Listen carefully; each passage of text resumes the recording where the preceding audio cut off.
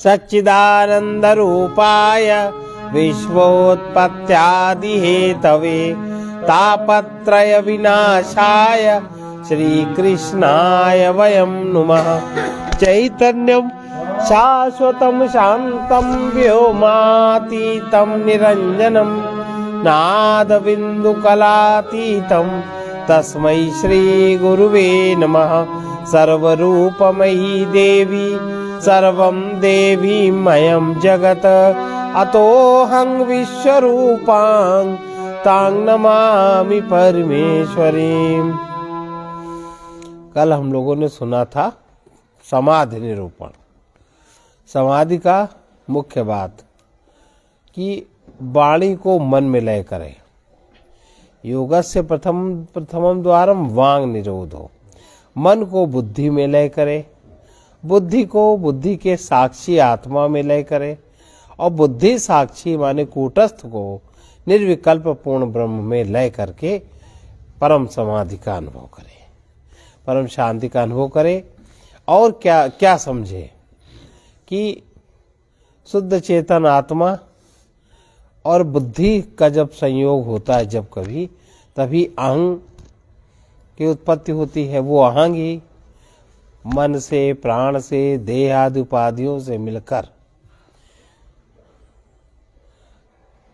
उस मैं देहादि उपाधियों से मिलकर वो अपने को तादात्म्य कर लेता उससे, और फिर तादात्म्य करने के अनुसार तदगत उपाधि का जो गुण धर्म है उसी के अनुसार वो अपना गुण धर्म मानने लगता। अनेक प्रकार के कर्मों का कर्ता बनता, भोक्ता बनता। यही बंधन है।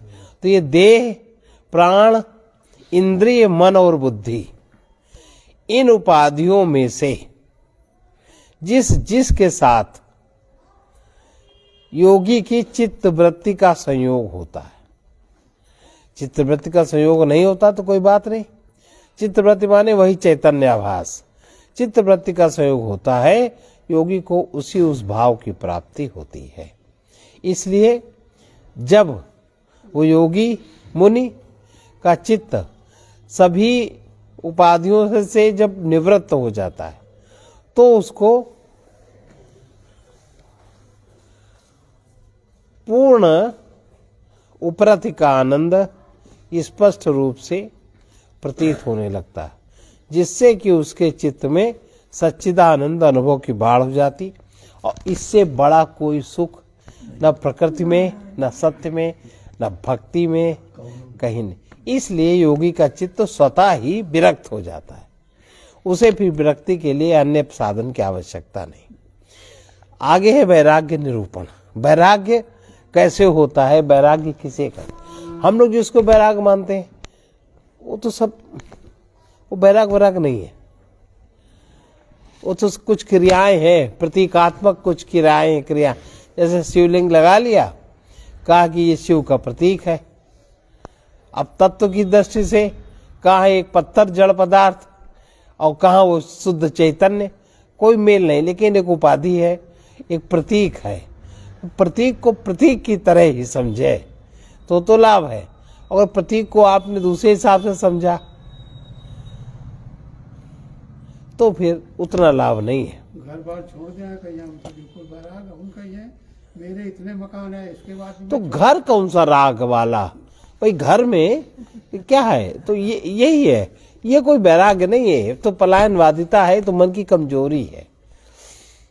अंतस्त्यागो बहिस्त्यागो विरक्तस्यैव युज्यते विरक्तस्यैव युज्यते त्यजन्तर्बहिर्संगै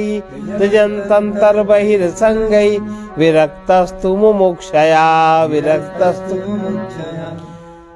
विरक्त पुरुष का जो विरक्त है उसी को आंतरिक और बाह्य दोनों प्रकार का त्याग करना ठीक है। विरक्त माने जो जिसकी आसक्ति समाप्त हो गई है तो उसको बहिर्त्याग भी स्वतः हो जाता है। अब उदाहरण सामान्य सा बता रहे हैं। जैसे यहाँ इतने लोग बैठे, इतना बाजार में कपड़ों आदि का आकर्षण, इतना फैशन आदि, किसका मन चंचल होता है? किसी का नहीं होता है कहीं। यह है कि जो आवश्यकता है उसकी पूर्ति हो बस। कहीं को तो वैराग्य है कि नहीं। इतना सारी भोजन की सामग्री, किसका मन चंचल होता है? कहीं नहीं। हलवाई की दुकान पड़ी रास्ते में, सूंघते देखते निकल जाते। कहीं कुछ मन में भाव नहीं होता। कहीं कितनी इतनी स्त्रियां सड़कों पे घूमती हैं, टकराते, धक्का लगाते, मारते, घुसते हुए निकल जाते। किसका भाव होता है? नहीं होता ना। अब सब क्या है? इसी तरह की उपरामता विरक्त पुरुष, यही विरक्ति है, यही विरक्ति है। अब इतने वर्ष हो गए, आप लोग सब लोग घर परिवार में रहते हो, किसको किसकी आसक्ति है बताओ? आसक्ति है पति की, पत्नी की, परिवार में। भाई उनको जरूरत है तो आप पूरा कर दिया, क्योंकि आपकी जिम्मेदारी है। इसके अलावा आसक्त कितनी? शरीर छूट जाएगा, क्योंकि भैया हम तो समय से छूट गए, मुक्त हो गए, हमने सारा निर्वाह कर दिया। कहाँ किसकी आसक्ति नहीं रहती। थोड़ा सा अगर विचार के चले तो ये सब इस चीजें अविनाशी थोड़ी हैं। अविनाशी तो केवल ब्रह्म सत्ता है, उसको आप छोड़ नहीं सकते, आनंद को आप त्याग नहीं सकते। तो इससे विरक्त पुरुष ही, जो विरक्त है, जो समझ गया है, जो कहीं आसक्त नहीं है, उसी के द्वारा अंतर और बाह्य दोनों प्रकार का त्याग ठीक से हो पाता है। और वही व्यक्ति अविद्या के छूटने की इच्छा से, अर्थात मोक्ष, अविद्या से मोक्ष, दुनिया से मोक्ष नहीं, दुनिया में जो आप अपनी कल्पना जी रहे हो इससे मोक्ष। अविद्या से तो अपनी कल्पना बनती है भाई, अविद्या से आवरण, और आवरण से फिर मल, आवरण पर आप कोई कल्पना करते हो तो मल, और मल से फिर विक्षेप। तो उसी से तो मुक्त होना है, सच्चाई से मुक्त थोड़ी ना होना है कि सूर्य ना निकले तुम मुक्त हो जाओ। अपनी जो कल्पना के का बंधन है उससे मुक्त होना है। वही मोक्ष की इच्छा से आंतरिक और बाह्य संसार को त्याग पाता है, बाकी नहीं त्याग पाता। बहिस्तु विषय ही संगम तथांतरहमादिभि विरक्तेव शक्नोति त्यक्तुम ब्रह्मणि निष्ठितात्। अब बहिर्त्याग क्या है? बाहर का राग है विषयों के संग में आसक्ति, विषयों में आसक्ति। आसक्ति विषय का संग नहीं, इस समय विषय का संग नहीं है और चिंतन उसी का चल रहा है। इसका त्याग, जब विषय का प्रारब्ध भोग होगा, वो विषय सामने होगा तो उसको भोग लेना, लेकिन उसको आगे पीछे उसको चिंतन लादने के मन में क्या जरूरत है कि लादे, वही सोचे, कुछ और न सोचे। इसका त्याग। तो इंद्रियों का विषयों के संग बाह्य, इंद्रियों का विषय के साथ बाह्य संग, और विषयों का अहंकार आदि के साथ आंतरिक संग, इन दोनों का जो ब्रह्मनिष्ठ पुरुष है, जिसकी निष्ठा, जिसकी बुद्धि ब्रह्म में स्थित है, वही पुरुष इन दोनों को त्याग कर सकता है। और जिसमें निष्ठा नहीं है, जिसकी बुद्धि स्थिर नहीं है, कहाँ? मन में बुद्धि स्थिर होती नहीं कभी। ब्रह्म में जिसकी बुद्धि, और ब्रह्म में बुद्धि स्थिर का मतलब है जो जागृत हो गया, जो सावधान है, जिसकी प्रज्ञा जागना शुरू कर दी, वही व्यक्ति, ये दोनों प्रकार के त्याग उसी से संभव होते हैं, क्योंकि उसी की समझ बड़ी होती। जिसकी प्रज्ञा फलित होगी वही तो समझदार होगा। ये सब समझ की चीज है। वैराग्य बुधो पुरुषस्य पक्षिवत, वैराग्य पक्षौ विजानीहि विचक्षणत्वं, पक्षौ विजानीहि विचक्षणत्वं, विमुक्ति सौधात्र विमुक्ति सौधाग्रत प्रधिरोहणम, विमुक्ति सौधाग्रत लाधिरोहणम, ताभ्याम विना नान्यतरेण सिद्ध्यति, ताभ्याम विना नान्यतरेण सिद्ध्यति। इसलिए गुरु जी कह रहे हे विद्वान, विद्वान तक तो आ ही गया है, वैराग्य और बोध, जैसे जैसे वैराग्य होता जाता है वैसे वैसे बोध भी जागृत होता जाता है। जैसे जैसे आपकी आसक्तियां समाप्त हो जाती हैं, उपाधियों से तादात्म्य समाप्त होता जाता है, वैसे वैसे आपका बोध भी जागृत होता है। दोनों पक्षी की तरह दोनों पंख हैं एक पक्षी के, आत्मा रूप पक्षी की यही दो पंख हैं, इन दोनों के साथ उड़ान भरता है जीव। वैराग्य और बोध, इन दोनों को पक्षी के दोनों पंखों के समान मोक्षकामी पुरुष के पंख समझो। इन दोनों में से किसी एक के बिना केवल एक ही पंख के द्वारा कोई मुक्त रूपी महल की अटारी पर नहीं चढ़ सकता। अर्थात अविद्या से मुक्त होने के लिए, ज्ञान से मुक्त होने के लिए वैराग्य और बोध। अच्छा, अगर बोध का आधार नहीं होगा तो आप वैराग्य हो नहीं सकता। अगर आपको आंतरिक आनंद ना हो तो बाह्य सुख से आप विरक्त कैसे होंगे? आंतरिक आनंद माने बोध की जागृति, और बाह्य रागासक्ति का त्याग माने वैराग्य। रागासक्ति उधर छूटे, उधर बोध का आनंद फलित हो, तो दोनों चीजें साथ साथ चलती हैं।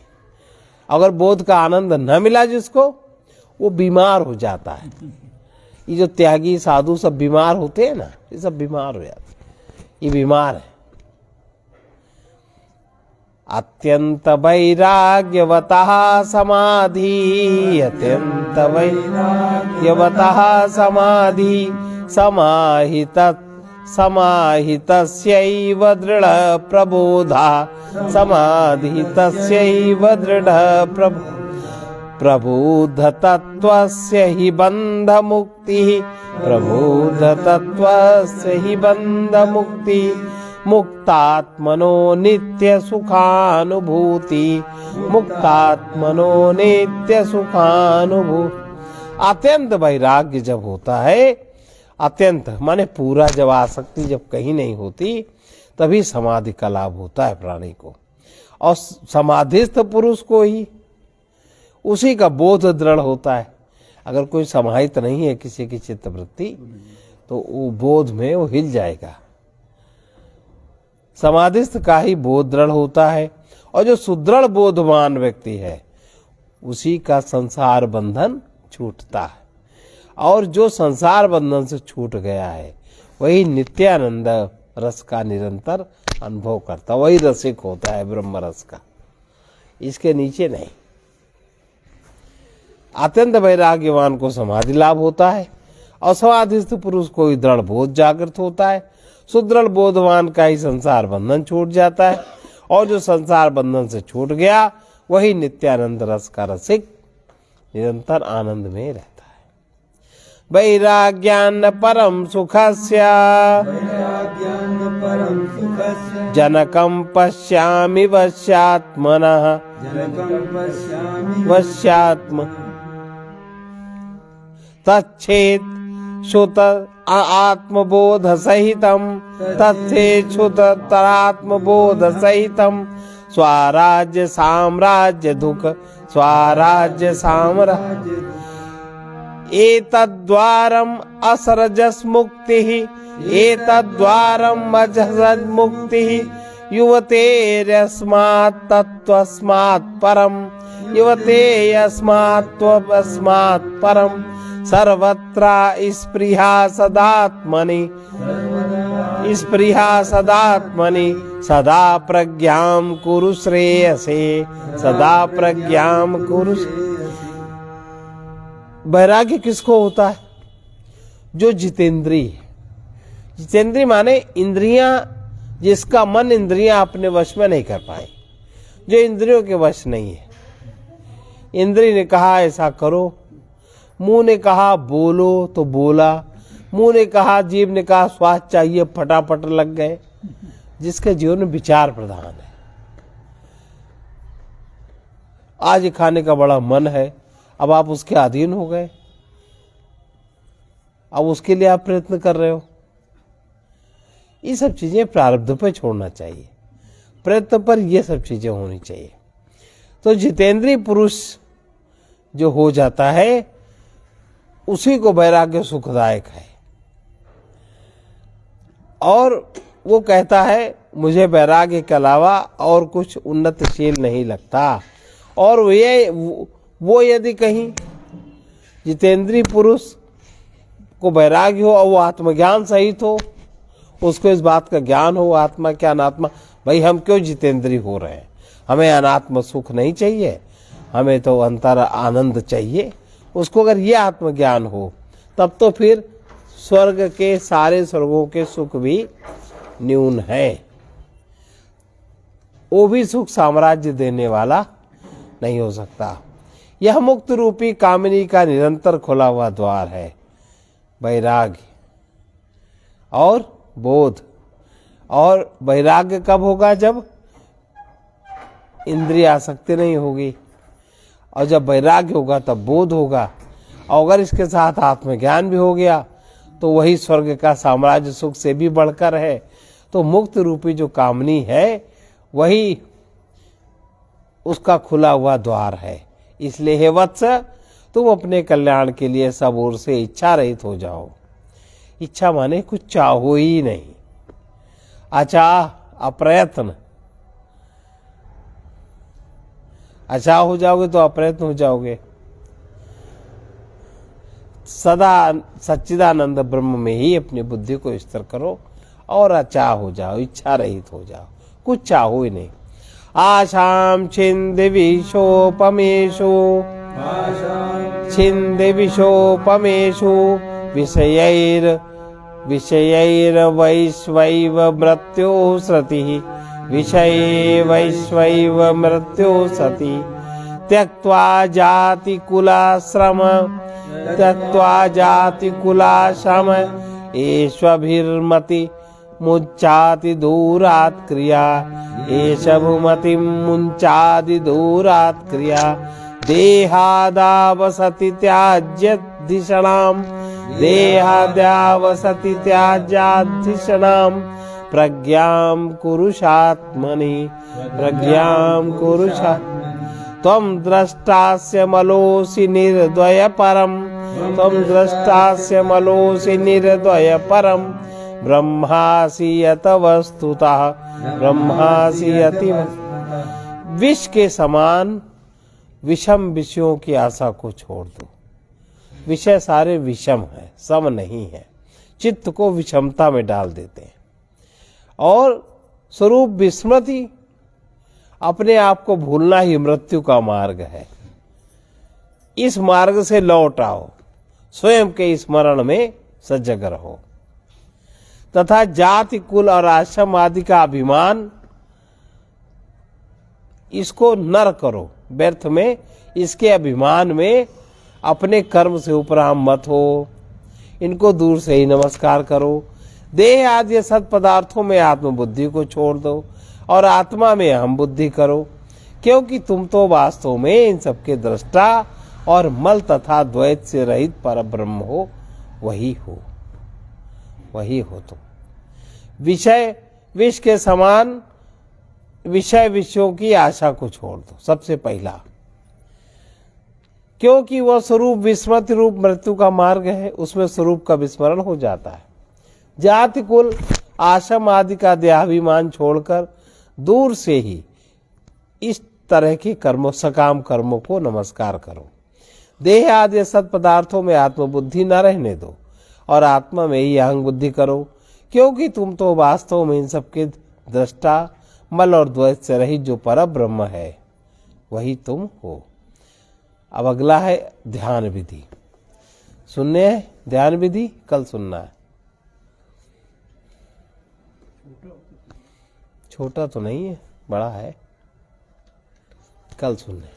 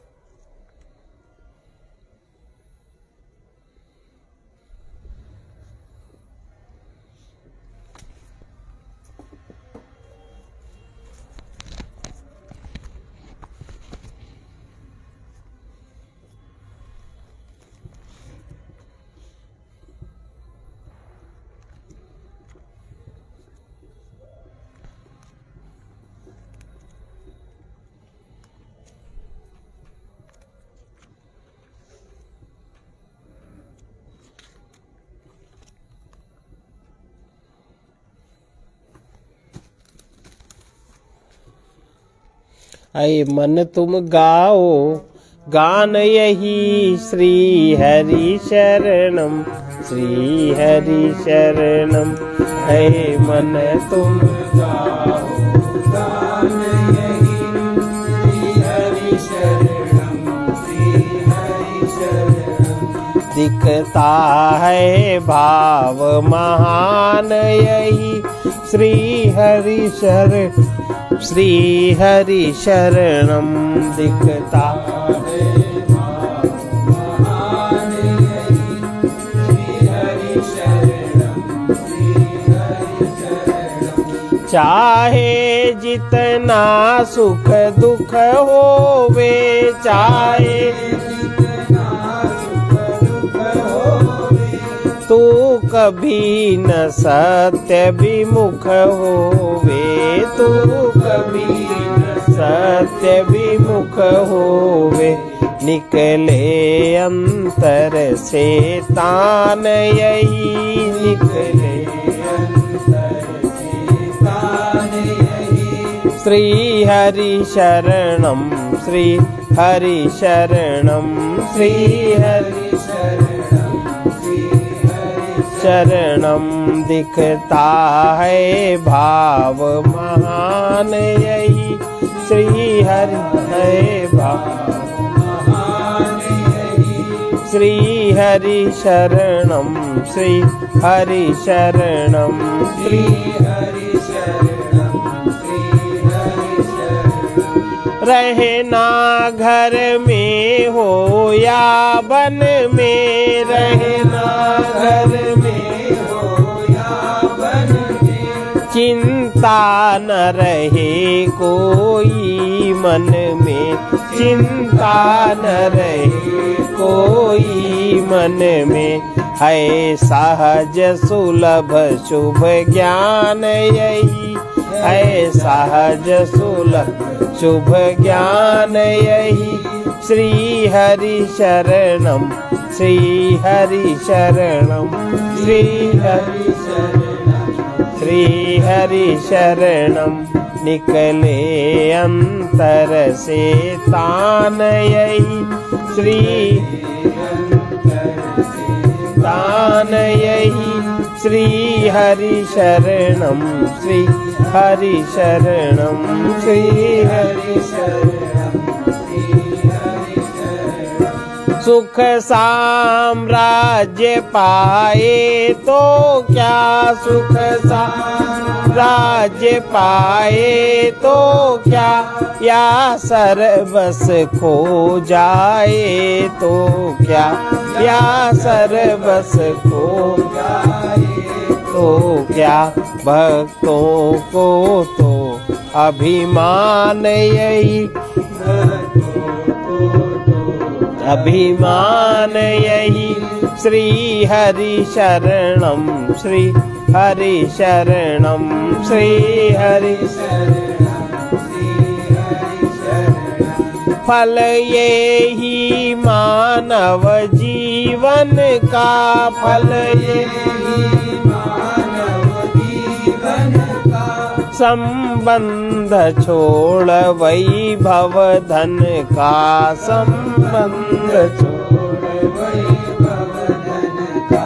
पा जाए परम स्थान यही, पा जाए परम स्थान यही। श्री हरि शरणम, श्री हरि शरणम, श्री हरि शरणम, श्री हरि शरणम।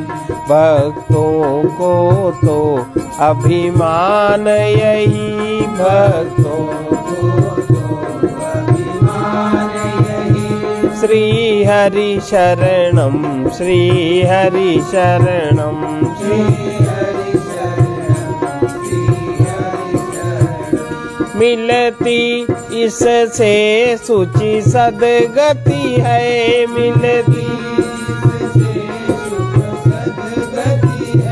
मिलती इससे सुचि सदगति है, मिलती यह कितनी सुंदर सन्मति है, यह कितनी बस रहे पथिक का ध्यान यही, बस रहे पथिक का ध्यान यही। श्री हरि शरणम, श्री हरि शरणम, श्री हरि शरणम। ऐ मन तुम गाओ गान यही, मन तुम गाओ श्री हरि शरणम, श्री हरि शरणम, श्री हरि शरणम, श्री हरि शरणम। दिखता है भाव महान यही, दिखता है श्री हरि शरणम, श्री हरि शरणम, श्री हरि शरणम। मन से सर्व समर्थ दाता की शरण लो।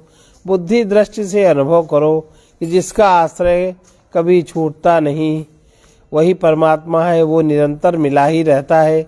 श्रीमद् भागवत में श्री हरि शरणम अथवा हरे नमः अथवा श्री हरे परमात्मने नमः इन नामों के जाप की महान महिमा वर्णित है। सर्वे भवन्तु सुखिनः, सर्वे सन्तु निरामयाः, सर्वे भद्राणि पश्यन्तु मा कश्चित् दुःखभाग्। कृष्णाय वासुदेव हरये परमात्मने प्रणतक्लेशनाशाय गोविन्दाय नमो नमः। उग्रवीर महाविष्णु ज्वलन्तं सर्वतोमुखं निसिंहं भीषणं भद्रं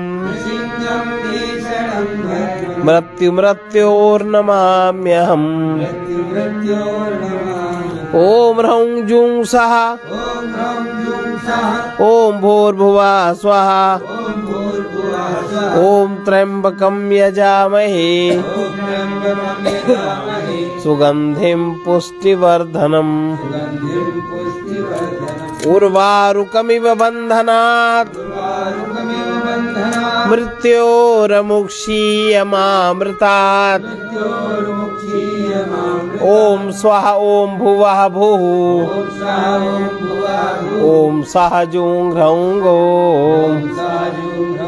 असतो मा सद्गमय तमसो मा ज्योतिर्गमय मृत्योर्महामृतम्। ॐ पूर्णमदः पूर्णमिदं पूर्णात् पूर्णमुदच्यते पूर्णस्य पूर्णमादाय पूर्णमेवावशिष्यते। ओम शांति शांति शांति सर्वारिष्ट शांति।